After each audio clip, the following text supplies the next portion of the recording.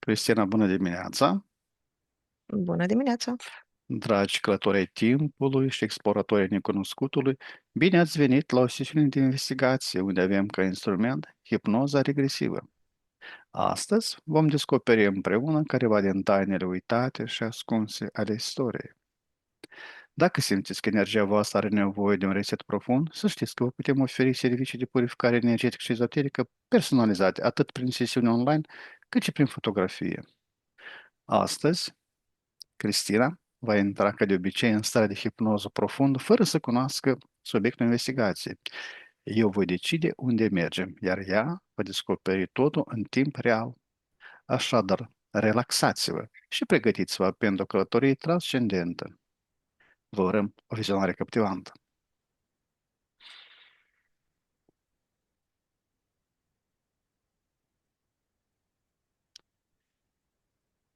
Așa, Cristina, tema sesiunii de investigație de astăzi este ritualuri.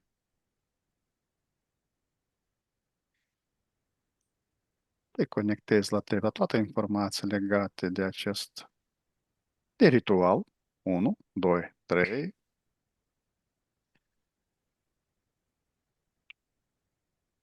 O să mă conectez la ritualele de pe planetă, Da, din lumea noastră, da, umană, să mă da, focusez pe ce se întâmplă aici la noi. da. Te-ai conectat? Ok. Ce Da, este un ritual dincolo de gestul fizic? e o conectare cu universul, adică cu tot ce este, cu câmpul cuantic, cu toate forțele naturii, decodare și codare, joc, permutare. Ritualul este vorba, ritualul este cântecul, ritualul este descântecul. Pictura este ritual, a bea ceai la ora 3 sau în orice Mhm. zi, dar făcut în fiecare zi este un ritual. A te spăla în fiecare zi pe dinți, pe față este un ritual. Orice lucru repetat este ritual. Este o codare prin repetiție cu intenție. Pot fi ritualuri fără de intenție? Nu. Biologic ești programat să Mhm, faci un mhm, ritual. Biologic ești conectat la elemente. Ești conectat să, de exemplu, să vânezi, dacă n-ai avea o mhm. societate cu niște reguli sociale, dar tot ești conectat la mâncare, la a bea, la apă, la a face, a, a te mulți. Mhm. Care este semnătura energetică originală a câmpului subtil, a celui care îl oficiază? Semnătura depinde de ritual. Mhm, Dar la toate, în acel moment, câmpul se energizează. Semnătura sau codarea ar fi în funcție de ce forții invocă, de intenția lui, de ce aduce în câmpuri, că e ca și cum arzi foarte tare în acel moment, devii un canal și atunci te încinzi și aduci tot felul de forțe. De asta e cumva diferit în funcție de ritual. Dacă e un ritual malefic, o invocație, atunci ești prins în acele forme și invoci nu numai ce este al tău, ci ce este dincolo de tine. Dar dacă este un ritual în care pur și simplu te speli pe dinți și pui intenția că dinții să fie curați, sănătoși, atunci se face cumva energizarea locală, e o amprentă mai curată. Mai curată, dar în același timp, adică locală, dar în spate văd că primești programul opusului de care, mhm, mhm, din cauza dualismului, mhm, gen mhm. Noi activizăm automat prin dualism acele forțe opuse, da? Da, de asta că în momentul în care ai o problemă, automat ai și rezolvarea. Mhm, mhm. Care este diferența vibrațională între un ritual impus și unul asumat?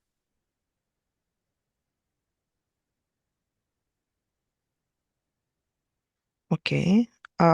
Cel impus, dar să fii conștient, um, adică, cum zic, ești într-un grup și ți se spune că dacă nu faci ritualul respectiv, nu ai să mai faci parte din grupul nostru Mhm, sau nu mai ai parte de favoarea noastră, atunci îți unești forțele cu ei, dar în același timp ești sub ei. Ești așa ca un om care merge pe sub o pătură foarte întunecată de materie, dar disperat, foarte disperat. Și vede doar pașii celui din față, celui care îl conduce. Cel care este impus cumva cum sunt ritualurile făcute peste masă, pe popor, cum fac cei de la conducere, uh, și ca să înțeleagă nu neapărat ritualul bisericesc este aici ca exemplu, ci și um, când sunt congresuri, când este o adunare la Parlament, când este ceva care să reprezinte colectivul, este un ritual, fiindcă face parte dintr-un plan anual de ședințe și atunci el invocă acele aspecte și trage energia de la oameni, de la cei care îi reprezintă. Și atunci, în ambele cazuri, oamenii care nu sunt conștienți de lucrul ăsta sunt trași și ca un fir de ață la cusut în acea direcție. Și le este luată voința, discernământul, dreptul de a alege, fiindcă ei aleg pentru tine, dreptul la conlucrare, la supraviețuire, ești pur și simplu luat.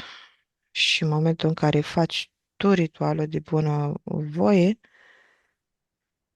ești ca o flacără în acel moment. Pur și simplu toate forțele se învârt în jurul tău, pe diagonală. Ești o flacără, știi cum lucrează flacăra așa. Dar depinde de ce ritual faci, iarăși aduni foarte multe forțe pe lângă tine. Te vede întuneric. Te vești întunericul și atunci întunericul te privește. este important vibrația. Da, dar, de exemplu, a venit acum un exemplu, este o femeie care se duce mereu la o cascadă și ia apă, dar își spală fata pe cap, că după ce ia apa asta de la cascadă, de la un râu, o mică cascadă, de fapt, nu e din aia mare, și spală cumva, nu păcatele, karma, ce vine de pe strămoși. Mama e Mhm. cumva e conștientă ce îi spală și atunci, prin purificarea asta de apă, în momentul în care se face un schimb, da, se permută energiile și se duce rău sau programele respective în pământ, sunt absorbite. Ea ce face în momentul ăla e nu e decât un canal a forțelor care trec, fiindcă intenția ei este să nu oprească la ele cu egoism ceva, ci pur și simplu Mhm. de trecere, de spălare. Bineînțeles, aici din cauza că folosește un element a pământului, tot e văzută de anumite forțe, cum ar fi zânii, cum ar fi ale naturii, cumva, forțele naturii, zeii naturii, tot este văzută și atunci devine mai plăcută pentru ei, devine miroase mai plăcut pentru acele forțe, din cauza că ea se face canal și la un moment dat o să înceapă să le și vadă, perceapă Mhm, mai mhm. bine. Și o să vină în casă, eventual, și o să stea să-i păzească și fata. Din cauza că are dorința și intenția în câmpul ei de a o proteja și de a o scăpa de anumite lucruri. Da, mai poți zici că rău, că te uiți la rău și rău se uită la tine. În cazul ăsta văd că se aplică cu elementele naturii, cu ființele naturii, că se uită la tine din cauza că ești mai luminos, miroși mai bine, ai folosit un lucru de-al lor, Mhm. conștient. Cum se citește o rugăciune în arhivele acashice? Ca undă, culoare sau geometrie?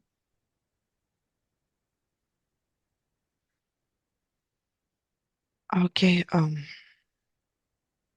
în astea akashice care sunt ale pământului, arhive, mai de exemplu de-a lui Iahve, akashice, acele akashice sunt aici, în preajma sau Da, în da, sistemul da, nostru da. solar, nu în conștiință, nu vorbim de ce este informație în conștiință, ci trimis tu ca parte subliminală, ci ca un lucru care este luat, arhivat de către sistem.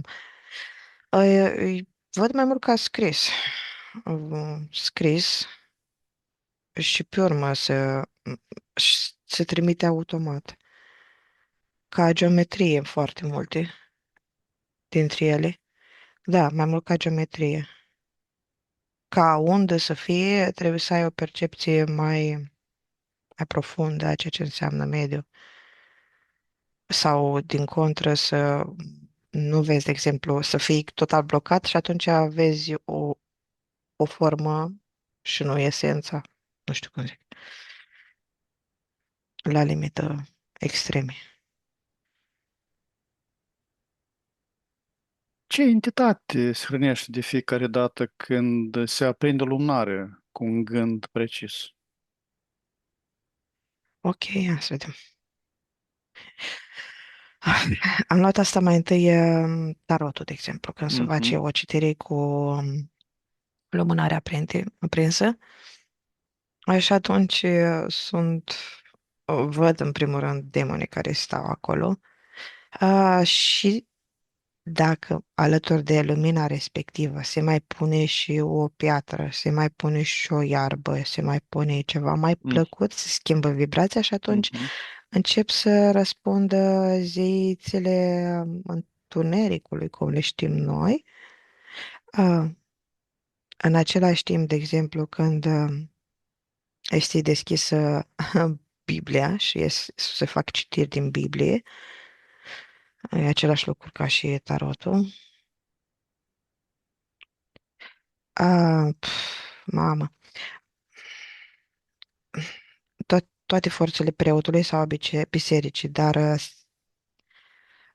cumva se uită în energia pământului, a toate sacrificiile, legăturile tale pe care le ai tu și le aduci. Nu ți le citești ca pe o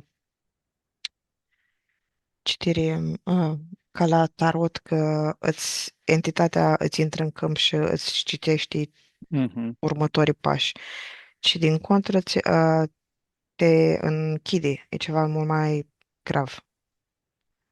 Și folosesc și îngerii, fiindcă la un moment dat ești orbit în timpul citirii, tu ca cel care vii să ți se citească și ești condus pe urmă spre acel drum, spre acea karmă, spre acel nou contract. Ești sfărmat și ești fragmentat. A, ok, deci dacă îi flacăra de sine stătătoare, se face mai mult o energie de tip te uiți în întuneric, întunericul ți se răspunde. De asta cumva diferă cine îți răspunde, dar în principiu întunericul, partea întunecată. A, Pe de altă parte, dacă adaugi apă, direcționezi energia în altă parte și acele entități prind, prind altă fizionomie, Îți răspund, stai, așa, îți răspund în funcție de vibrație, da. Și Mhm. elementele au o vibrație și tot așa mai departe. Intenția este importantă. Intenția, Intenția, discernământul, da. fără o intenție bine determinată, poți aduce toate forțele care sunt prezente la Da, acest... cumva, da. Ce ai zis tu, dar m-am uitat acum pe măsură ce ziceai dacă, de exemplu, a prins numai o flacără și ai o intenție de a ieși din lumea asta, de exemplu, a nu mai face parte din Matrix, de a evolua, de a orice care să scoată de aici, cumva, din cauza că este lumină și e pe principiu de ardere, cine îți răspunde e în funcție, într-adevăr, de intenție, frecvența ta, în sensul că tu dacă ai anumite aspecte, frici nerezolvate, atunci o să-ți răspundă um, acele lucruri, tocmai din cauza că intenția ta a fost de a ieși de aici, ți se arată ce te ține. Și cumva până Mhm, nu mhm. înfrunți primii demoni sau demonii care vin pe măsură ce înaintezi, nu ai să ieși de aici. Iarăși, dualismul, da? Da, da, da, da. Acele Mhm, frecvențe sunt mhm, anumite credințe care te țin dogme mhm. și atunci, trebuie să lucrezi. Care este codul de acces ascuns în secvența de gesturi a unui ritual masonic? Care este frecvența de... Care este codul de acces Ah, ascuns în secvența de gesturi a unui ritual masonic? de a crea lumea așa de o formă. Um, În sens că ei se bazează foarte mult pe repetiție și o anumită construcție. Adică întotdeauna o să țină cont de timp, o să țină cont de noapte-zi, de cei doi piloni, de Mhm. ceea ce invocă. E un O algoritm formulă, foarte bine. o formulă e- foarte bine, da, un algoritm Da, dar bine e vorba determinat. de construcția timpului, fiindcă tu invoci tot ceea ce este de invocat, tocmai ca să conduci Mhm. planeta, de exemplu, tocmai ca să conduci afacerea. Deci trebuie să ai regulile universului ăstuia sub control, ca timp. Mhm. Mhm. Este important numărul de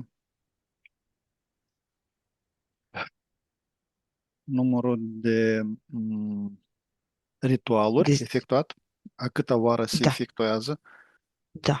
Și cu cât Mhm. se fac și ce, da, da, contează foarte mult, că văd că și la un moment dat, într-o anumită ordine, e nevoie doar de câțiva să fie prezenți, la un moment dat e toată loja prezentă. La un moment dat sunt sacrificiile care sunt făcute, este pas cu pas, treaptă cu treaptă, luată, Mhm. bine dezvoltată ca să aibă cât mai mare efect. Nici ei nu e că ei, prin principiu, că nu că ei stăpânesc, ei se folosesc de forțele astea, adică o să se uite la lună, o să se uite la apă, o să se uite la mediul înconjurător, să fie prielnic, o să folosească elementele din jur când le este timpul prielnic. Și atunci, în funcție de asta, și ei prezenți fac de mai multe ori. Um, și dacă ratează ritualul, atunci trebuie să se facă un fel de purificare sau să se vadă ce nu a fost în regulă. Investigație, Ce codul informat? sec. Da, da, da. Te rog, finalizează. Nu. Nu vreau să văd, să mai trag o privire de ansamblu, să văd dacă mi-o scăpat o frecvență pe întrebare. Dacă vrei să repeți, te rog, întrebarea. Da.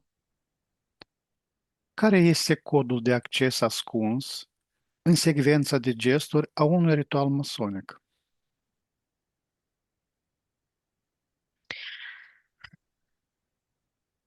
Ah, ok, la secvența ascuns pentru unii dintre ei, răspunsul ar fi că să facă ce se spune.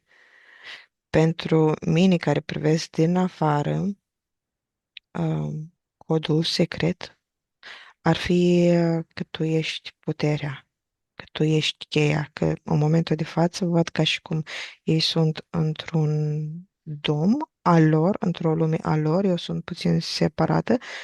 Într-adevăr, și mă uit la chei, cumva mă uit cum se deschide. E un set de credințe, șir foarte bine Mhm. stabilit, uh, foarte mental, cu o putere cumva electromagnetică direcționată să se mențină acel zid. Ei spun ordinea, să facă ce le este ordonat, dar eu spun credințe foarte bine implementate. Este un dirijor la pupitru, da? Da, sunt mai multe entități foarte satanice. Ce informații telepatică primește inițiatul în tăcerea dintre două trepte ritualice? DM, uite, am rămas tot pe ei să mă uit ce se întâmplă.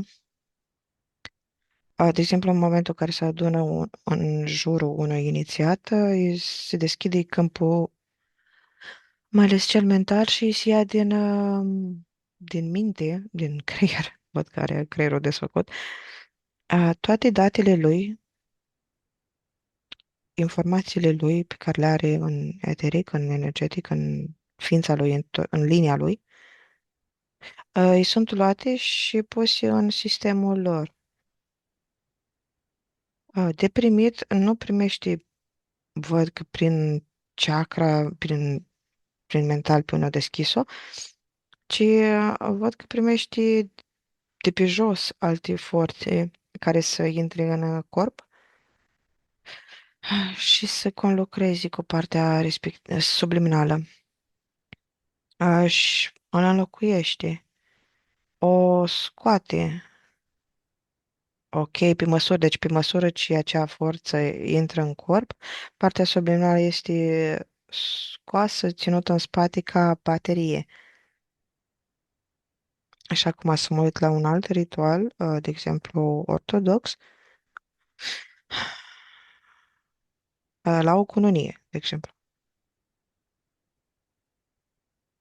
Oh, nu, asta este inițiere. Ok, atunci să mă uit în altă parte. Inițiale Reiki. Mhm. Ok, de exemplu, când îți este deschis inima, uh, ca să poți să primești programul inițierea, că sunt forțele, ok, mai întâi sunt forțele arconilor de lumină. Se deschide inima tocmai ca să, și câmpul emoțional, tocmai ca să poți primi, să-ți fie extrasă energia, nu, că, nu atunci extrasă, să o aduni, să o dai pe din afară, să fie ca o fântână arteziană. E o După care, provocare, da? da, uh, cumva luminezi atât de mult în momentul ăla, încât te simți extraordinar. Sunt energii ca entitățile arhonice pe în jurul tău, dar tu în momentul în care începi să faci simbolurile, de la brâu în jos, situația se schimbă, um, se fac un fel de portal, se fac portaluri. Se înscrie informația, lumina respectivă în diferit. E plin sistemul de lumină și mă orbește acum puțin când mă uit după demonii ăștia care sunt mereu prezenți. Și am dat lumina acum mai încetul, fiindcă inițierea aia scoate lumina din tine, dar de fapt sunt o grămadă de demoni prin jur. Ok, să hrănesc cu toți cei din jurul tău. Deci tu, pe măsură ce înaintezi și arzi ca o flacără, ceilalți din jur fac ravagii prin tot ce arzi tu. E ca și cum tu îi hrănești pe ei, uh, nu, cum zic, ești un pom mergător. Mhm. Din atingerea ta cu tot mediul, cad mere și mâncare și ei tot ce trebuie să facă e să ia aceleași Să lucruri. culeagă fructele, da, să... Da, fiindcă tu în momentul ăla, tu accepti karma, tu accepti toate noțiunile de mediu cuantic și accepti ca îngerii să-ți facă tot felul de permutări pe linia ta existențială. Și atunci ei o să deschidă fiecare om pe care îl întâlnești, karma, linia, o să ai totul deschis, practic. Și o să primești, fiindcă tu, practic, dorești să fii sfânt, intri pe sistemul de sfinți.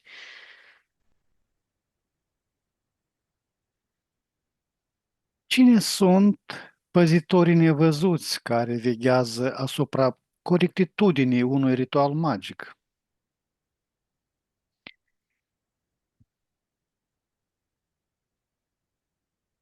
Ok. Din cauza că este cuvântul de ritual, o să răspundă mereu forțele pământului, demonii. Cei care îmbracă frecvențional măștile de demoni.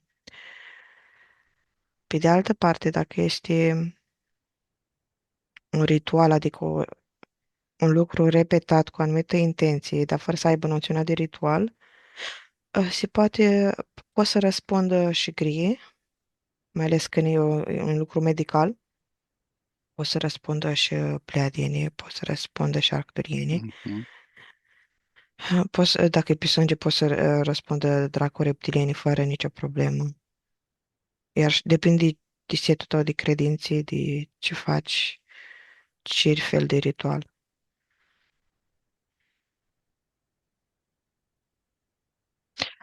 Ok. Iar, de exemplu, m-am uitat la ritualul de a te uita în fiecare zi la televizor sau la un ecran. Vii acasă și mereu îți pornești televizorul după ce te așezi, după ce ai făcut de mâncare și vrei să mănânci sau te uiți la ceva, dar faci mereu același lucru, atunci forțele din spate um, sunt ca niște entități grețoase în aparență, foarte nu au oase cumva, slinoase, curgătoare, văscoase, mm, ok, care și tu devii din ce în ce mai mult absorbit în acel ecran, ești dus în lumea respectivă și se formează cumva steaua lui David în momentul respectiv. Dar tot ca niște demoni sunt, mai mult ca niște lucrători a sistemului, dar între extraterestri și demoni, dacă are Mhm. sens. Mhm. Mhm. Cum se reflectă o slujbă religioasă în structura subtilă a participanților?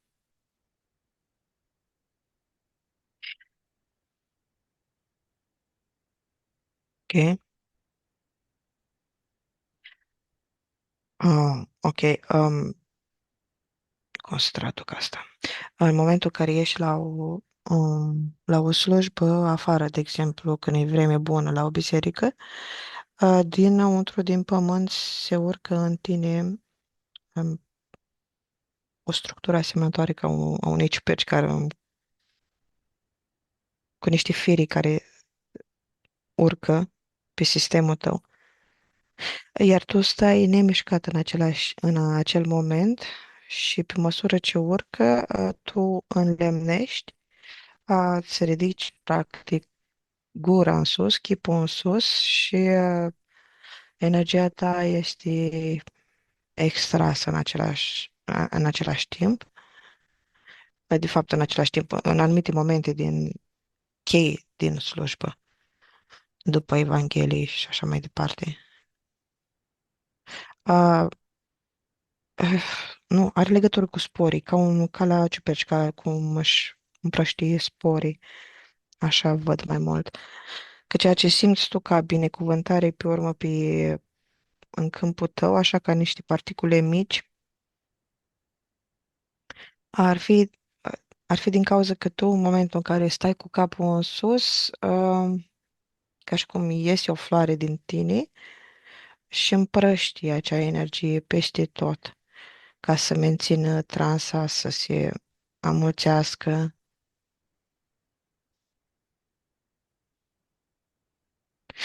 Pe de altă parte, dacă eu o slujbă, de exemplu, în biserică, atunci toate forțele din construcția bisericii vin spre tine și vin foarte mulți demoni în acel moment.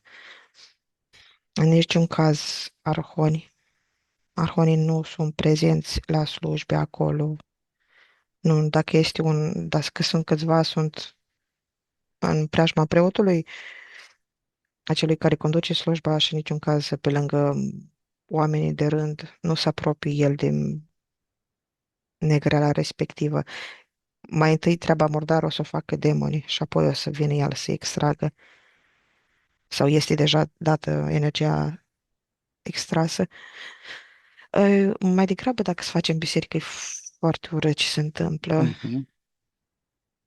Îi, mai ales dacă se moaște, vai, ești legat în toate felurile posibile ca să revii acolo, ești în păcate, în karmă, Sau îți este luat icoane, da? discernământul. Da.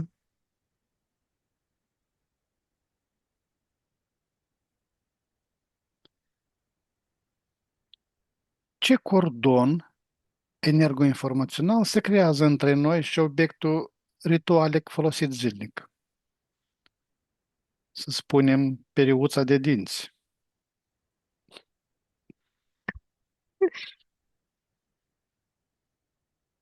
Ok, perioada de dinți vine cu un set, cu un cod, care este opusă în conștiința colectivă, o dată de expirare, că poți să o folosești 3 luni, de Mhm, exemplu. mhm, Și atunci, cordonul o să fie făcut pe acel 3 luni, pe acel timp. Și o să intri în mod automat pe, pe un program destructiv pentru dinții tăi, fiindcă pe urmă e expirată, nu mai este bună, că adună germeni mhm. și Da, da, prins da. tu. Deci, ce program are acel lucru, o să-l facă. Dar e foarte subtil lucru. Dar dacă asta e din cauza că e o credință implementată, dacă tu nu ai credința respectivă sau o dai la o parte, o realizezi și spui că, bă, nu este, nu că nu este adevărată, o refaci tu cum vrei tu, um, atunci nu o să-ți dăunezi. La fel cum ai mănânci același lucru, de exemplu, mănânci în fiecare săptămână, te duci în oraș, mănânci ceva fast food. Mhm, Dacă ai programul de cheat day, de mâncare în familie, ceva de bine dispunere, o să respecti programul respectiv, structura respectivă. Dar dacă ai programul că îți dăunează, carnea care este de vibrație joasă, atunci o să comporti ca atare. Mm. Nu, acum să mă uit și la ceva, un obiect Da, religios. da, da. Nu, Evanghelia, drăguța de ea. Uh, ok. Ea are coperta aia foarte drăguță, așa, sculptată cu tot felul de imagini și simboluri și din argint, aur, cupru câteodată, depinde, piele. Și e ca și cum desfaci cutia cu foarte multe bomboane, adică foarte multe forțe. Ea până atunci e compactă, emană o anumită aură, o anumită prezență, dar doar din cauza că este înscrisă pe ea, pe învelișul ei, să pară într-un anumit fel, fiindcă așa cum este structura unei Biblii, așa este și structura ei, adică foarte bine gândită energetic să fie într-un anumit fel. Și atunci forțele ei, uh, uite, până și semnul de carte, până și semnul chestia Mhm, aia mhm, are o anumită energie, uh, anumit portal. Aici am rămas mhm, între mhm. aceste două pagini. Când nu este folosită, emană un câmp mai puțin puternic, doar de câțiva metri. În momentul în care este folosită și mai este și un cor și mai este și ceva care fumegă pe lângă o lumânare aprinsă, când este deschisă cu totul, atunci îți ies toate forțele de acolo și sunt primite ca o proiecție în mințile tuturor, în inimile tuturor, în uriașilor. Chiar dacă tu, de exemplu, dacă faci parte din acel cartier și ai donat la biserică, apare acolo ca membru al bisericii, îți este trimis în mod inconștient programul. Adică fie că vrei, fie că nu vrei, cumva, dacă nu conștientizezi, îl primești când este deschisă cartea. Nu, la nivel energetic se vede așa cu foarte multă energie și sunt culori închise la culoare. Când îți deschise la culoare sunt momentele când se extrag energia. Că mai întâi trebuie să vină la fiecare, să poarte enoria și să-i facă să gândească la toate evenimentele din acele pilde, de acele întâmplări povestite acolo. Îi poartă pe ei prin tot noroiul, ca apoi să scoată energia. Care este funcția ocultă a apei sfințite în citirea memoriei apei? Eu,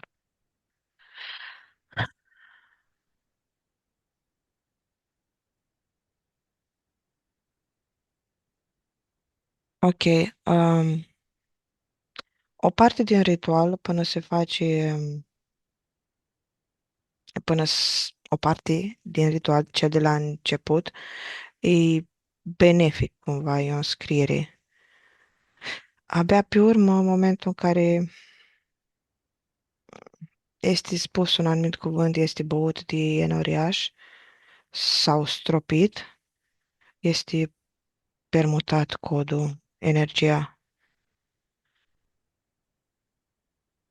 Ok, nu văd că face rău părților subliminale apa în sine, ci programul karmatic pe care îl au ei, programele dinăuntru lor reacționează la acea apă. Ca doi magneți, știi, când se atrag sau au Mhm, un mhm. răspuns. Că apa în sine sau programul poți să treacă pe lângă tine sau poți să te udă, n-ai nicio problemă. Dar în momentul în care ai în tine rezonanța a programării, atunci se întâmplă. Cumva e ca un buton de on-off pentru anumite Mhm, mhm. evenimente să ai anumit răspuns, te pune pe anumită vibrație. Mm, ok. Um, o- nu, aia nu se face cu aghiazmă. Mai e aghiazma mare și aghiazma mică.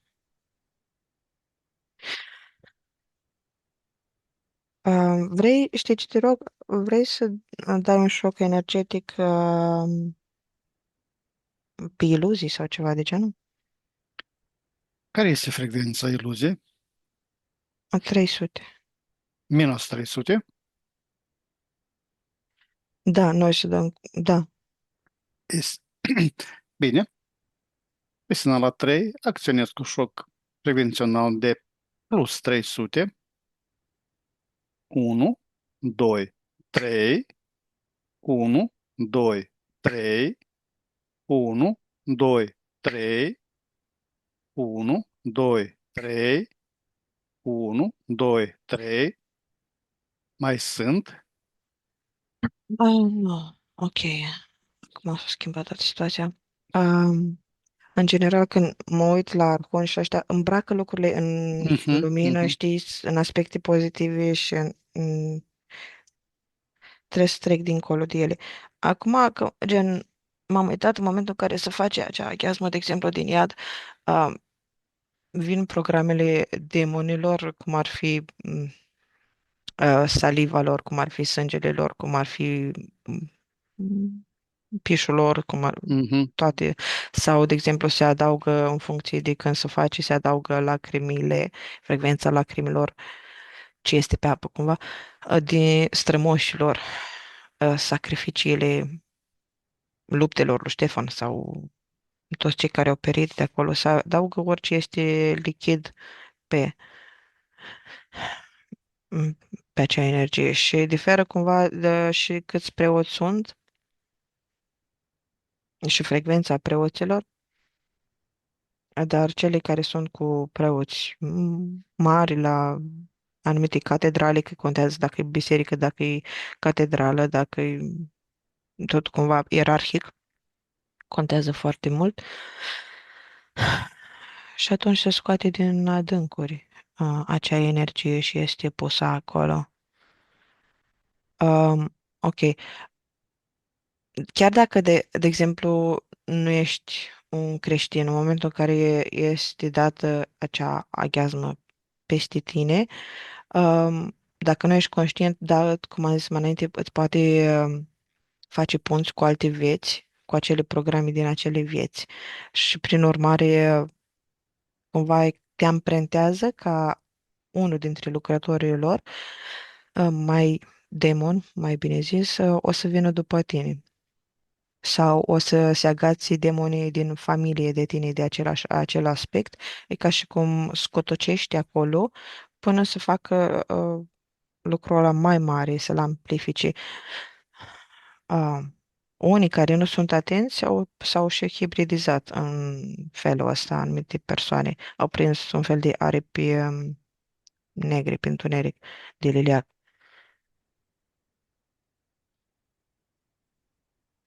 Acum să văd dacă într-adevăr, dacă s-a întâmplat ceva benefic prin apa asta.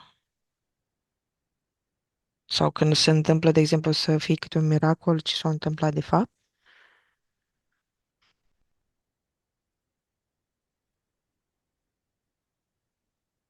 Mm, ok, da. Da, în momentul în care au băut-o, i s-a dus tumoarea care de fapt era o entitate de acolo, dar din cauza credinței lui, din cauza karmei lui, ca să fie pus în alt sistem, să fie o altă pagină din contract, un nou Tot, program. totul a fost aranjat. Da, schimb, să face schimbul. Da. Mhm. Astfel nu poate fi numit chiar benefic, da? Da, nu, nu este.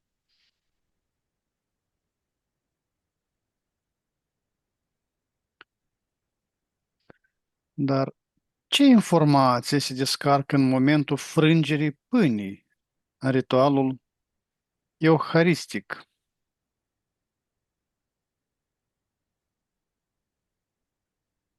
Ok, na, bineînțeles că, ok, să împartă anumite programe colective la Enoriaș, se implementează mai bine programul Salvatorului, a Mântuitorului, a lui Dumnezeu. Te simți milostiv, te simți în întreg, cumva, ți se deschide câmpul emoțional și tu cobori frecvența, adică te bazezi, te extinzi pe un plan orizontal, nu vertical, devii o piesă din lanț.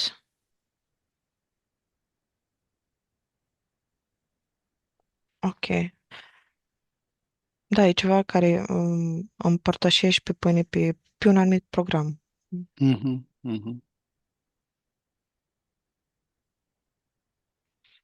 Dar e pe elementul de pământ. Da, e pe elementul de pământ. Și da,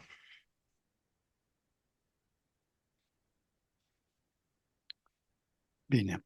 De ce anumite cuvinte ritualice sunt rostite doar în șoaptă sau mental? Fiindcă se creează anumite legături atunci. Adică e o scriere prin sunet, prin emoții, în momentul în care ai un turui și spui foarte impunător că este așa, cum este un fragmentul dinainte, o invocație, invoci prin tonalitatea respectivă o anumită siguranță, o anumită structură. În momentul în care spui, șoptești, treci vălul, se face nodul, se face Mhm, mhm. legătura, trece în lumea cealaltă cumva. Tot ce ai adunat prin acel turuit, acum îl treci. Ca să aibă, da, ca, o, ca un motor, știi, să aibă putere și apoi să înainteze. Este efectuat de asemenea din cauza ca să nu fie ascultate, auzite. Parțial, oricum oamenii Mhm, nu se perceapă ce zice, fiindcă nu sunt pe frecvența aia. mhm, mhm. Ce transformare produce sunetul unei mantre asupra geometriei camerei interioare?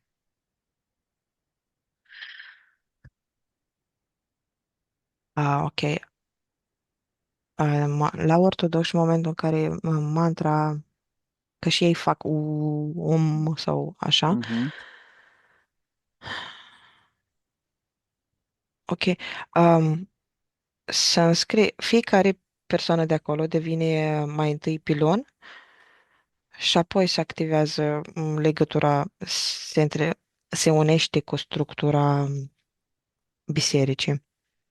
Da, nici nu se oprește la biserică, fiindcă este cumva biserica fiind codată prin tot felul de elemente de pe pereți sau din arhitectură, um, cumva ce primește peretele îl duce mai departe în exterior diferit și se face un câmp energetic rotund, sferă, ca un dom deasupra locului. Și apoi, în funcție de structura intenției, că se face acea mantră cu o intenție și după care urmează să zică ceva, se schimbă și se duce, se înalță sau este trasă. De exemplu, înaintea Paștelui este trasă în jos energia ca toți enoreașii să fie prinși în păcate ca să vină pe urmă la slujbă și ei să ridice domul cumva, să se simtă eliberat și într-adevăr când culegi un fruct, tragi creanga la tine și îl iei. În felul ăsta se face înaintea postului, la început de post. Trage creanga în jos și pe urmă, în momentul în care o lua fructul și o da creanga în sus, ar fi sfârșitul postului. Când omul deja a postit, a făcut tot ce trebuie ca să se mântuiască. Să mă uit și la mantra la budiști. Da.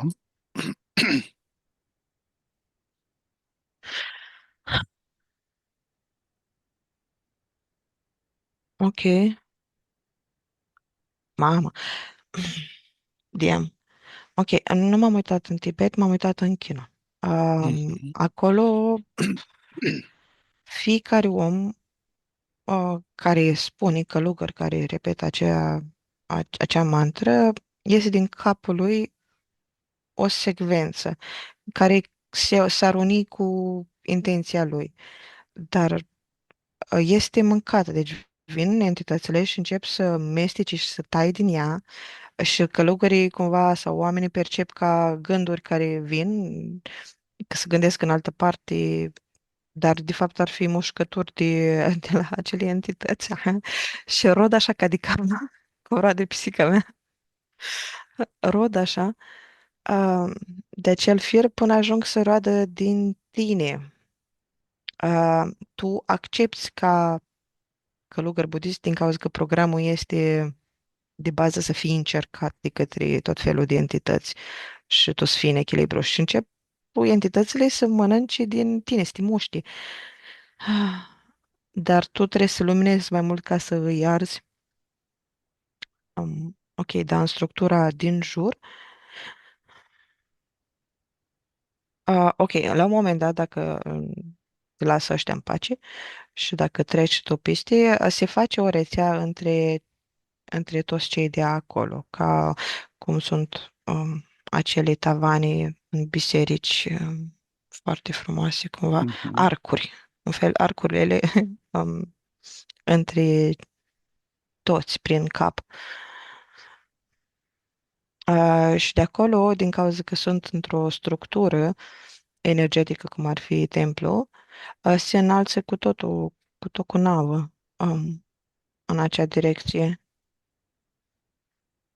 Și le sunt, cumva, energia este dusă și în jos, ca să nu mai fie ținuți, asta ar fi intenția lor, și dus mai încolo, dar nu, mai întâi, gen, cum se duce pe acea ancoră în jos, energia, ca să desfacă, o să întâmpine anumite rezistenții, cum ar fi oamenii care se țin de ei, ia-mă și pe mine, tot felul de suflete rătăcite, de fapt, ei le consideră iluzii. Ok, dar dacă și asta trece, gen, se detașează și de oamenii aia, se ridică cumva corabia, da, pot să ajungă cel puțin cum percep ei, în palma lui Buddha, ținuți și văd așa capul foarte mare al lui Buddha în momentul respectiv și pot să le dea sau nu o binecuvântare. Depinde, cumva trebuie să aibă toți, colectiv, o anumită vibrație ca ei să primească binecuvântarea sau codarea de la Buddha. Poți să se uite la ei și să-i pună înapoi să zic că nu e destul de bun, mai încercați, dar dacă sunt destul de buni, în ghilimele, adică au destul de multă energie, poți să primească o anumită codare, cumva o nouă misiune de a da și mai mult. Um, dar atunci o să li se pună mai mult întuneric și mai multe de tras.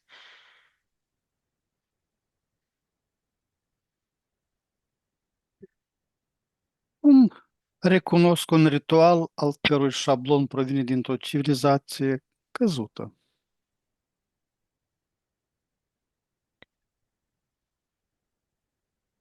Ok, că e pe răspunsul că toate sunt din cauza că sunt pe elemente. Dacă ar fi fost societăți diferite cu elemente diferite, Mhm. ar fi fost oh, diferit. Dar toate au fost la fel. Cel puțin la început, ca bază, ca structură. Elementele vin, asta e răspunsul. Cum Mhm. recunoști, așa. Mhm. Ce se întâmplă cu corpul eteric acelui care participă mecanic la o procesiune,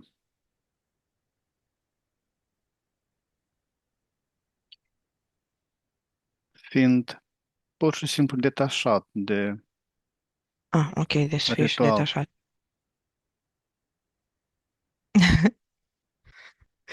Ah, ok, o să vadă puțin altfel lucrurile din afară.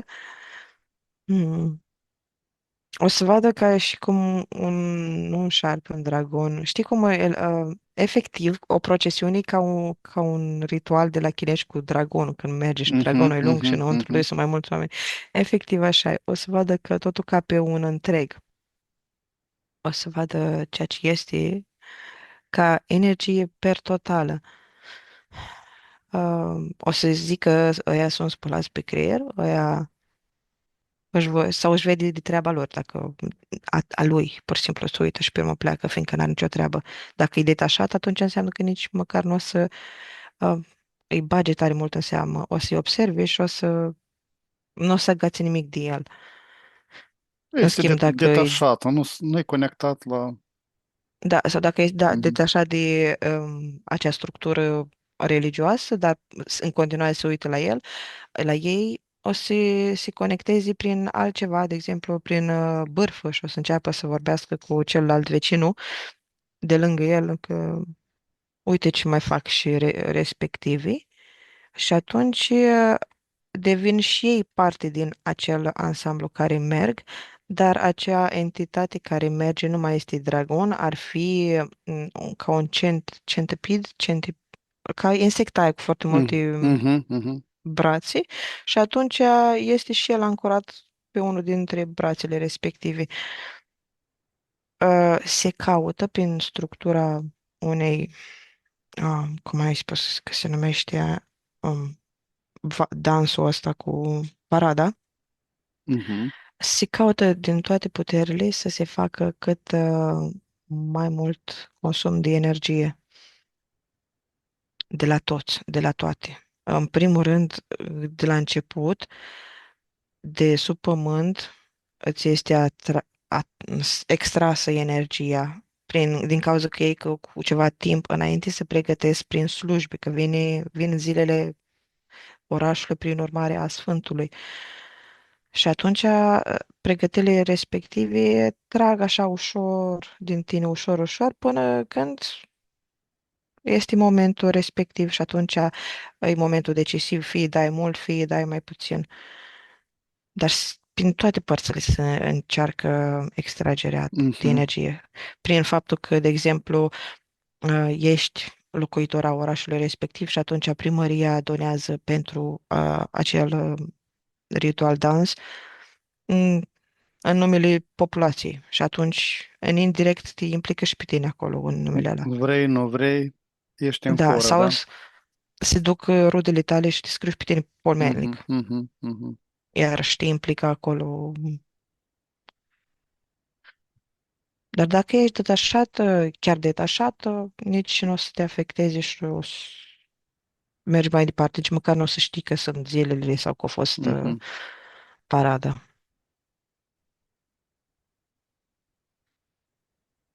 Care este momentul exact când un ritual zilnic devine poartă către planurile subtile? Tot timpul este. Tot timpul este. Chiar din prima Da. Da. încercare. Într-adevăr, într-adevăr, după un anumit timp, cum fiecare știe că după 21 de zile se face o cale neuronală mai puternică. Mhm. Un obicei devine mai legat acolo. Dar din prima este făcută legătura, fiindcă intenția și dacă mai are voință, atunci e din prima deschis cât se poate de larg. Din contră, că poate deschis prea mult, prea repede și pe urmă îți pierzi voința și nu mai faci, dar din prima.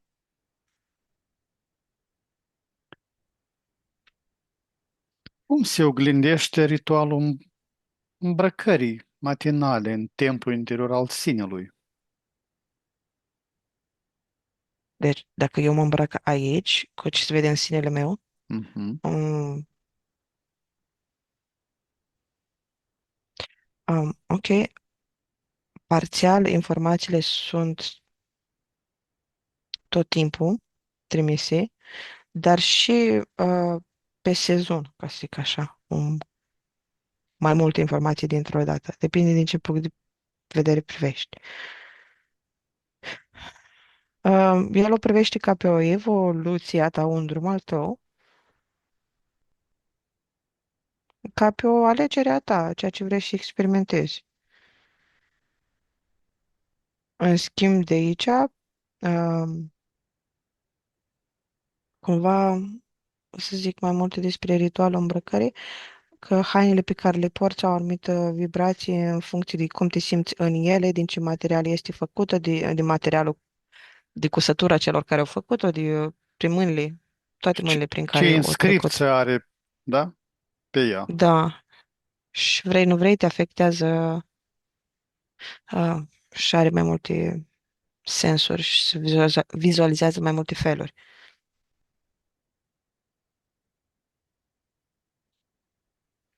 Ce emoție ancestrală este eliberată prin gestul de a bate la ușă înainte de a intra? Ok. Ce întrebări bune ai pus în sesiunea asta, Zumba-cele. Mi-a plăcut mult. Ah, ok, bineînțeles că cumva programul ăla de vampirism intru în câmpul tău, îmi permiți? Gen, ai Mhm, nevoie de mhm, permisiune mhm, și atunci nu poți să faci nimic fără permisiunea celuilalt. Entitățile, în primul rând, nu pot să facă nimic în spațiul tău decât dacă le dai voie. Acea permisiune este baterea la ușă, bineînțeles, poți fi de 3 ori ca să deschidă pe 3 planuri, ca să poți să deschidă în spațiu-timp, trecut, prezent, viitor. Sunt mai multe. Tot ce este pe simbolistica de 3, el mhm. acționează, fiindcă vrea să te cuprindă din toate punctele de vedere, atunci să nu-i scape nimic, chiar să intri în planul tău. Și tu, în momentul în care bați la cineva acasă, în ușă,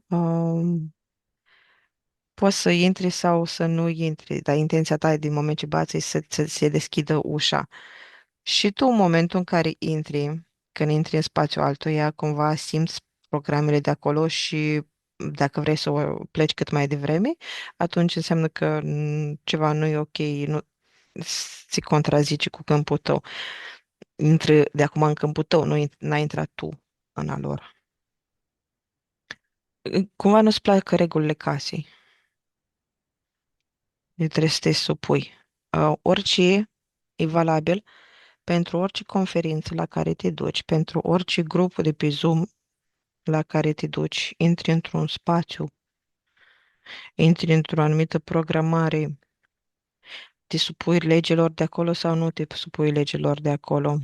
Um, o bătaie la ușă poate să însemne în același timp. Nu. Mai întâi am stabilit că este un acord. A bate la ușă și se deschide, a intra acolo.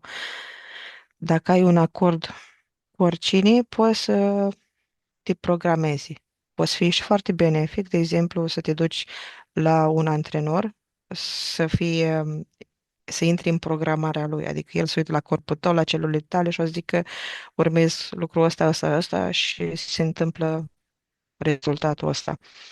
Și atunci, pe o parte e benefic pentru tine, fiindcă ți-o modelat structura prin legile lui, pe parte nu e bine că poți să-ți intri și alte programe pe care tu nu le dorești. Depinde de spațiu. Dar în principiu e un acord. Ce informații culeg dintr-un ritual de salut, fără să fiu conștient de antena pe care o activez? Deci dacă zici un salut o un Mhm. bună,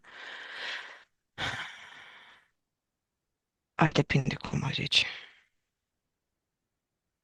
Depinde, nu, depinde foarte mult. Tonalitatea, trebuie de intenția. Mhm, mhm. Poți fi cât mai deschis un câmp, cât mai deschis care invită, sau poți să fie din contră, stai departe, salut și îmi văd de treabă. Da, deci poți să fie Și câtă invitație sau energie este respingere. introdus în Da, emoții, dar în gând? general înseamnă că, adică nu presupune un acord sau ceva din Mhm. prima, ca la cealaltă, ca la ciocăniri. Care este holograma energetică pe care o construiesc când îmi beau cafea în același loc, la aceeași oră? O să te gândești la aceleași lucruri. Ok, contează foarte mult momentele de început, cum ai ajuns să bei cafea, cum ai ajuns să-ți placă cafea, cum ai ajuns acolo, ce înseamnă pentru tine acel moment. Una este dacă te-ai obișnuit să bei o cafea pe o terasă și să ai priveliște deasupra orașului și te-ai dus acolo prin prima oară, din cauza că te-ai simțit foarte bine, ți-au extins câmpurile, ți-au ridicat vibrația, ai să te duci să faci mereu același lucru. Mm. Deci ce amprentă are la început, așa o să aibă și mai încolo. Sau gen, poate că ai rezonat în acel moment cu acel loc, din cauza că în subconștientul ai nevoie de anumite lucruri, respingeri, abandon, remușcări. Și atunci acolo este locul unde o să fie cel mai prielnic să-ți se întâmple lucrul ăla. Și tu, în modul inconștient, te duci acolo și atragi tot felul de indivizi din cauza că este o scripție energetică a locului, o să rezoneze și alții și atunci o să vă întâlniți acolo și o să vă ciocniți. Da, amprenta de bază e răspunsul. Cine vorbește prin mine când repet aceeași frază în oglindă, fără intenție? Programele, la început, programele, adică fără intenție zis. Da, programele. Da.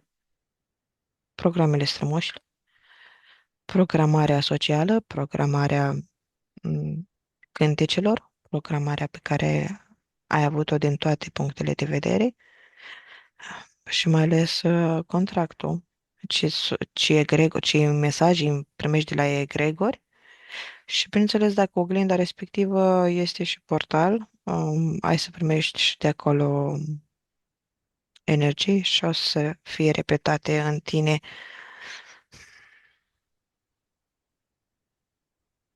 Dar în același timp, dacă ești conștient și folosești în mod constructiv lucrul ăsta în oglindă, tu recunoști că nu ești persoana din oglindă și cumva o folosești doar ca un exemplu din mediul exterior, confirmare că ai în mediul exterior deja ceva ce tu ai în mediul din interior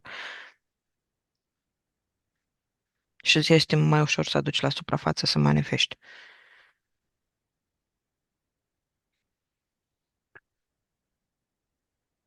Ce undă de șoc produce un blestem aruncat în joacă în câmpul morfic al familiei? Prostul. Orice cuvânt, dacă este spus cu anumită intenție, poate fi blestem și cu anumită intensitate, sau poate fi programare subconștient repetitiv, Mhm, cumva mhm. repetiție. Dar blestem este momentul în care este primit de acea persoană, fiindcă din moment ce nu vrea să experimenteze cu programul de, nu știu, prostie, o să-l respingă și nu o să ia ca credință, dar în momentul în care o crezut acel program, o devenit blestem. Și vine cu, nu că cu tot ce a programat persoana care o blestemat, cu tot ce este în egregor și în tot ce o suferit alții pe acel program și ce ai suferit tu pe vieți anterioare. E ca o boală, așa se împrăștie în organismul tău. E spațiu-timp. Blestemul. Cum se activează o siglă magică modernă, logo, brand, prin ritualul cumpărării? Știi că răspunsul poate părea glumă, dar e foarte real. Îl bagi în priză, îl bagi în lumină, îl bagi, îl activezi. Gen, Mhm, înțelegi? mhm, Gen, mhm, e atât mhm. de simplu. Un act în fizic, în energetic înseamnă altceva. Sau înseamnă deschidere, sau are o însemnătate. Tot ce faci în fizic. Și atunci faptul că le expui, uh, îl energizezi. Faptul că ai afară un simbol și îl bagi în priză sau e pe baterie, îl energizezi. În priza Dai din ta, Da, da, da, da, da. priza Și ta a energetică. angajaților și a structurii. De exemplu, dacă tu ai o firmă, atunci ai creat deja o entitate, ai creat deja un câmp colectiv, ai creat o structură. Și, bineînțeles, dacă ai, nu știu, că dacă te duci la primărie sau unde trebuie să te duci ca să-ți faci actele, o să vină de acolo forțe. Că tu iei împrumuți un sistem din sistem, împrumuți un agent, o entitate ca să lucreze acolo cu tine. Și locul, pur și simplu, este doar un portal a tot ce ai pus tu pe hârtie când ai făcut planul de afaceri. Toate forțele scrise pe hârtie sunt portale au însemnătate și atunci sunt canalizate prin acel logo, dar mai intens, ok, lăsând asta la o parte, a intenției tale, cu care ai creat acea firmă, acea imagine. Dorința ta e foarte importantă, intenția ta e să ajuți pe oameni, atunci o să fie un logo-ul ăla o să fie un portal pentru oamenii ăia să rezoneze și să fie Mhm, ajutați. mhm.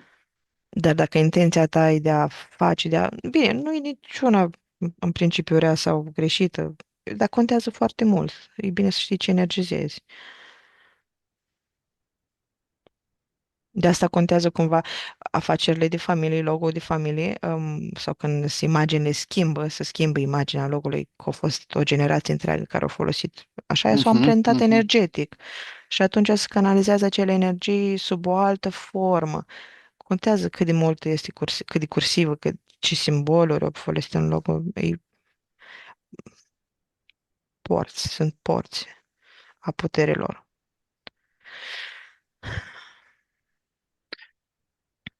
Care este moneda energetică pe care o plătesc oamenii când jură pe ceva fără să creadă cu adevărat? Um, ok, nu că s-ar întâmpla, de exemplu, o jur pe Biblie și nu. Într-adevăr, nu crezi în Biblie, nu crezi în Iahve sau în alte programe bisericești, nu o să te urmezi, fiindcă nu accepti în câmpul tău. Nu o bătut de 3 ori, știi? Nu le-ai dat Mhm, acceptul. mhm, Dar, în schimb, ce primești în câmpul tău este faptul că nu ți-ai dat promisiunea și nu te-ai ținut de cuvânt. Accepti îndoiala, accepti alte ce vin pe frecvența respectivă. Iar, ok, poate că nu ești pe sistemul religios, dar poate ești pe sistemul karmatic. Și atunci o să te prindă de coadă alte programe din programul karmatic. Dar indiferent cum ar fi, prinzi anumite aspecte pe negativ din cauza că ești într-o lume duală și ești în corp fizic și în mod automat ești supus a unor legi prin construcția ta. Dar unde se duce energia unui jurământ după ce a fost rostit, dar mai apoi încălcat? Ok, aici jurământul contează și promisiunea, de fapt. Contează de ce a fost încălcat și cum este primit de către celălalt. Un jurământ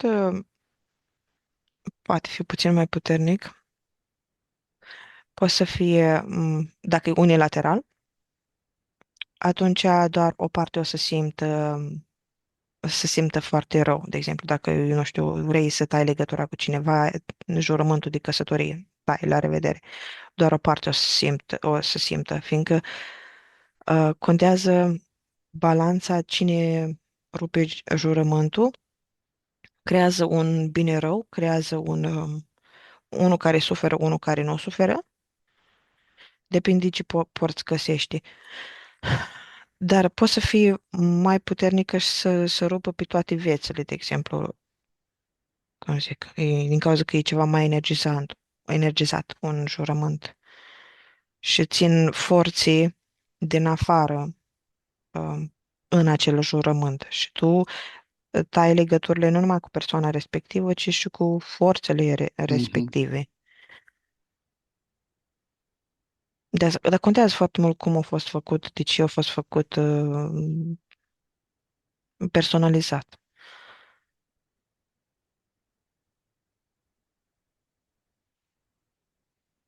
Că poate ai fost, de exemplu, indus în eroare de entități ca să rupi un anumit jurământ și atunci, bineînțeles că o să fii prins în alte structuri religioase și karmatice.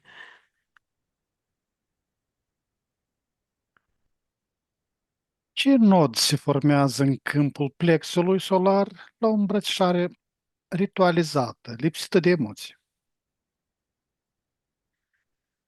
Ritualizată te referi la ceva mai ortodox sau doar la simplu fapt când Sim, te sim, întâlnești de fiecare da, dată și da, îmbrățișezi pe da, cineva? da, da, pur și simplu formal, așa. Ok, nodul ăla poate să fie ori o protecție pe care ți-o pui asupra puterii, că Mhm. o reținere să nu primești în spațiu sau în total spațiu, sau ceva de comun acord, ne-am întâlnit astăzi ca să facem lucru cu tare, cu tare, cu tare și atunci ai o limită. Um, sau poate să fie o lovitură, că mai sunt îmbrățișări, dar sunt de fapt lovituri, dar e legat de puterea ta și de cât de mult accepti pe cealaltă persoană în spațiul tău. Sau nu neapărat că îl primești pe el, ci convingerea ai tu, pot să fie greșite și atunci cumva te rețină și nu e ceea ce primești din spațiul celuilalt, ci ceva ce ți-aduci tu prin convingerile tale. Știi, un mecanism de autoapărare, dar contra ta. Nu știu cum are sens.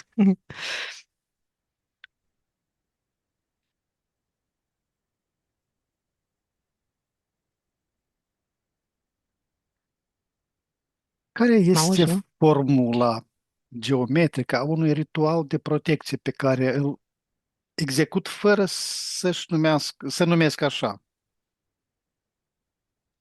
Repet, te rog.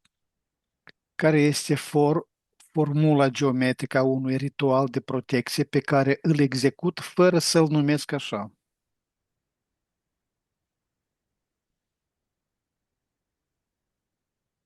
Care se numește ritual. Mhm. Ok. Faci așa, e ritual. Faci așa, e un ritual. Mhm. Face, nu știu, când și face așa, este un ritual, fiindcă canalizezi informația. Orice mișcare este o înscriere energetică și comportamentul tău invocă anumite forțe, mișcarea ta anumite forțe, fiindcă tu ești aici, combustibil este patul energetic a pământului. Vrei, nu vrei, cumva, uh, de orice ești prins în viața de zi cu zi, o să se manifeste prin tine ca forțe, adică dacă ai copii la grădiniții, atunci o să ai legătură cu grădiniții, a programele sociale de acolo.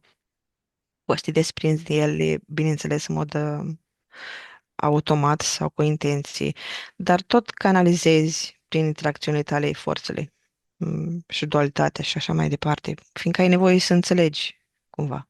Și ca să ajungi la conștientizare, tu ai un proces de înțelegere și canalizezi forțele. Dar și faci tot felul de mișcări. Îți pui ochelari, înseamnă că este un obiect pe care tu l-ai înscris ca fiind de ajutor în anumite momente, să vezi sau să te protejezi. Um, Îți pui ochelarii nu numai împotriva soarelui, ci îți pui împotriva oamenilor sau energiilor,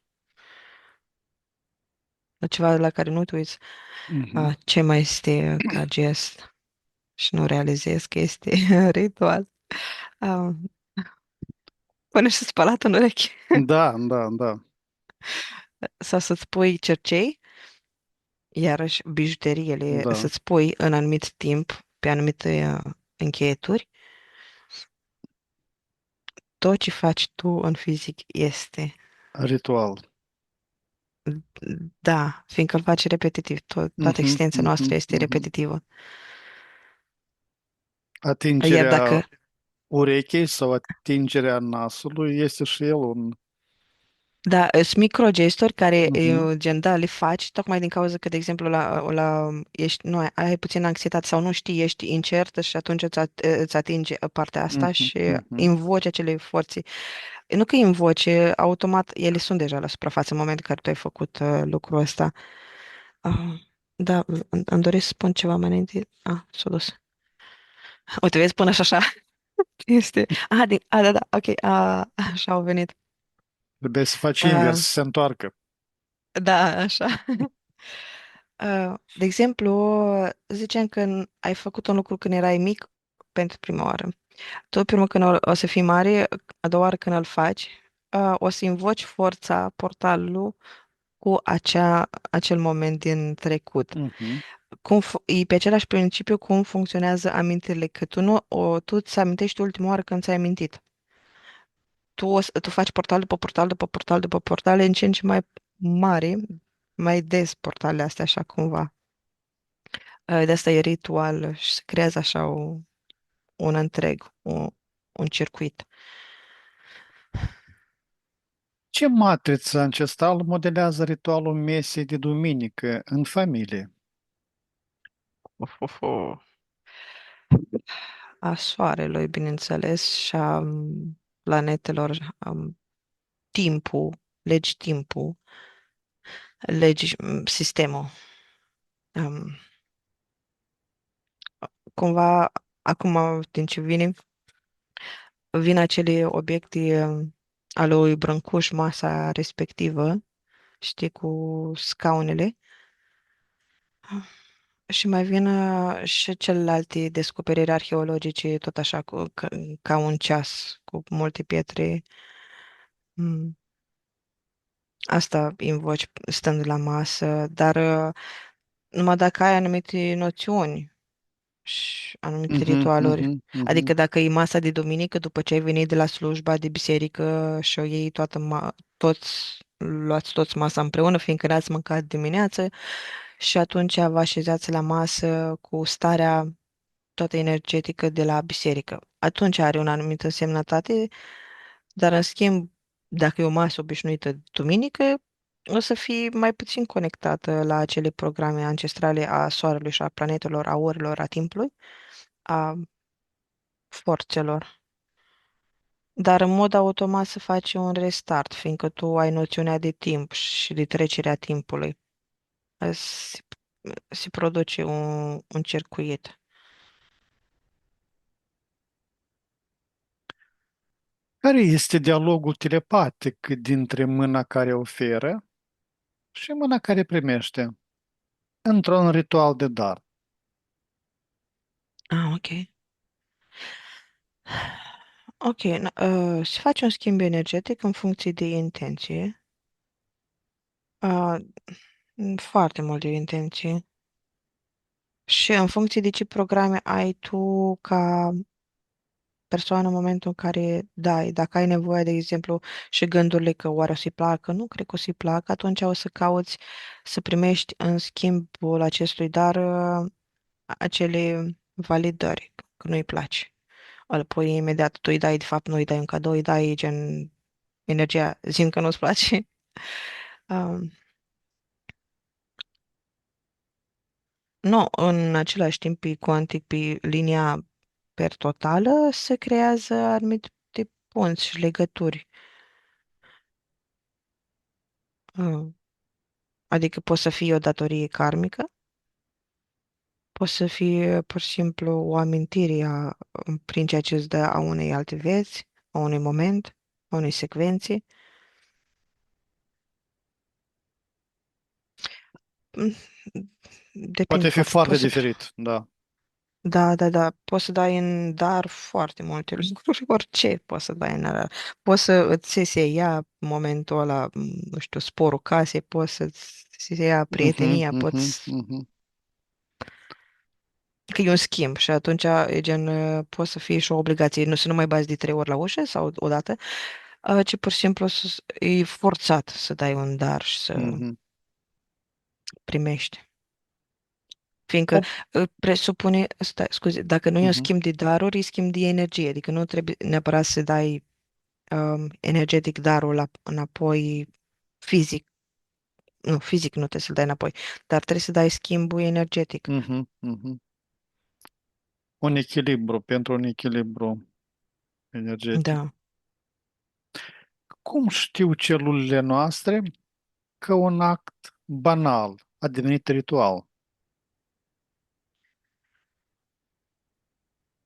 Când e stagnare, cumva că nu se mai mișcă, când e real, când e material, fizic, în sensul că cum celulele noastre, adică particulele noastre se mișcă așa rapid, rapid, rapid, um, ele au o anumită libertate. În momentul în care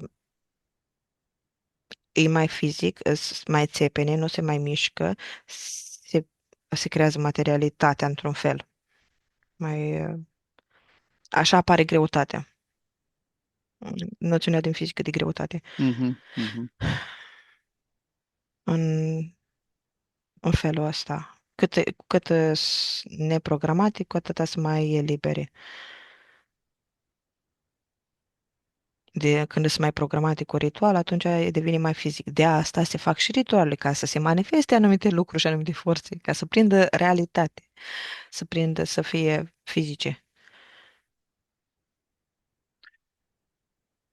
Care este cauza că în timpul ritualurilor se îmbracă în careva veșminte, cei care A? le îmbracă, fie în biserici, fie în ritualurile magice, fie în ritualurile masonice. Da, na, la toate sunt la fel. Până și văd frumos sau când își ia alte haine și îmbracă Mhm, hainele mhm. tatălui sau îmbracă acele forțe, orice intenție are pe acele haine, acelea o să fie. Fie că e haina de curățenie, de purificare, e vorba de o haină energetică, o structură pe care o iei asupra ta, haina de vindecător, haina de mântuitor. Deci hrana până, hrana, haina de mântuitor e reprezentată în icoane sub roșu și albastru.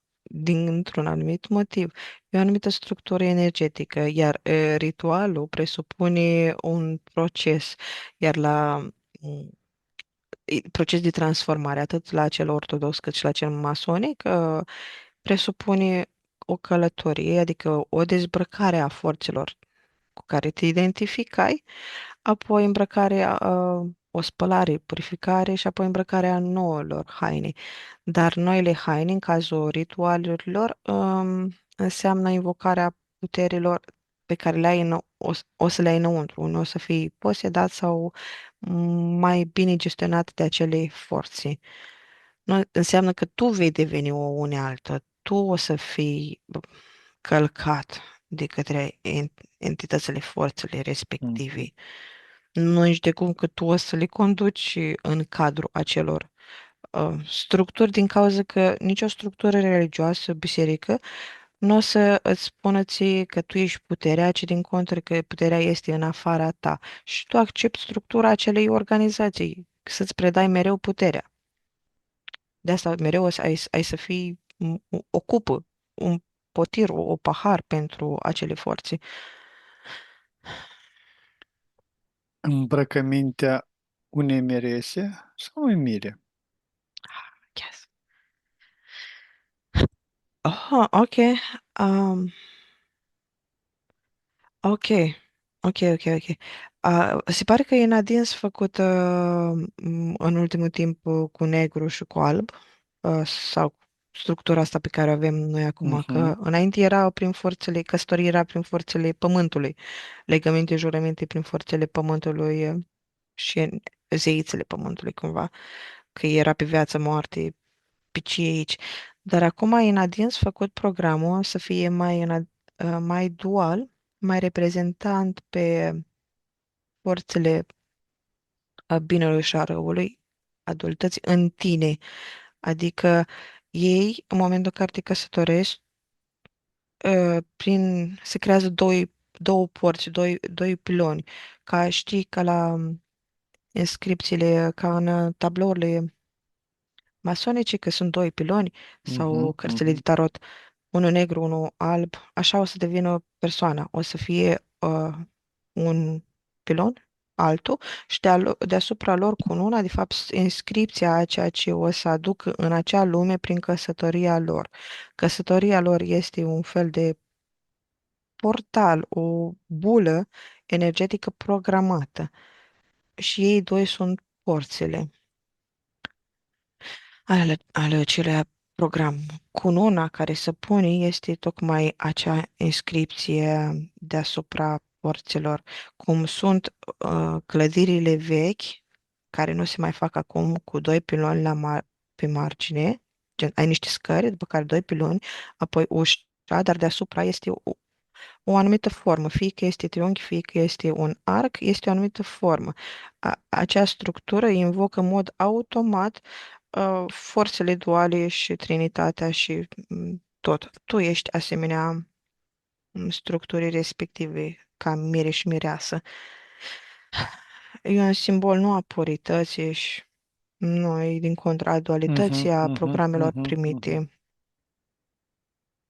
Că creezi o viață, e un ritual foarte masonic, căsătoria, like, mhm, foarte, mhm, foarte mhm. masonic. Pașii pe care ai, dansul pe care îl faci, cum creezi timpul, tot.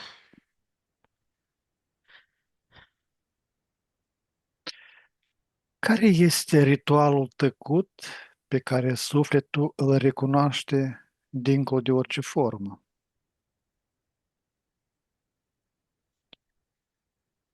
Ritual tăcut, sub noțiunea de ritual poate să fie doar până într-un anumit punct, în anumite dimensiuni și în anumite locuri care este pe structura asta de draco-reptilieni, dar m, fără noțiunea de ritual, dar să aibă totuși chestia de repetiție și de creare a realității, este orice. Geometria este existența, însăși programul de a se extinde presupune să fie o repetiție, o expandare, cumva călătorește, mereu călătorește, du-te din loc în loc, schimbă, permut, învață, dezvoltă. Presupune un ritual, repetiție și să te încarnezi în diferite planete și ieși de acolo. Gen, să te scufunzi și ieși. Scufunzi și să ieși.